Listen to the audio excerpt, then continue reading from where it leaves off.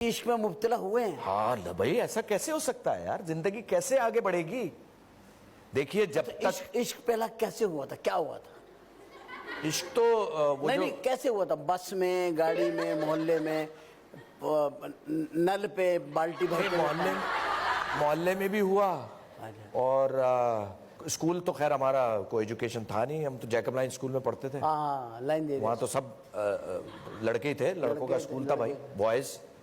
और कॉलेज में जब मैं कॉलेज शिफ्ट हुआ तो नेशनल कॉलेज में, यहाँ हैदराबाद बस तो टीचर ही लड़कियां होंगी। नहीं नहीं नहीं, लड़कियां थी। 2 साल के बाद वो भी को एजुकेशन खत्म कर दिया गया था। आप लोगों की वजह से हम लोग एंटर हो गए थे। तो बस ये सिलसिला चलता रहा भाई। और ये सिलसिला, पहला इश्क जो हुआ वहां से ना भागो, वो बताओ यार पहला इश्क जो मैं ईमानदारी से बताऊं ना तुम्हें, टू बी वेरी ऑनेस्ट। अब बताए, आपकी एज भी नहीं है झूठ बोलने। नहीं नहीं नहीं, सही कह रहे हैं आप बिल्कुल।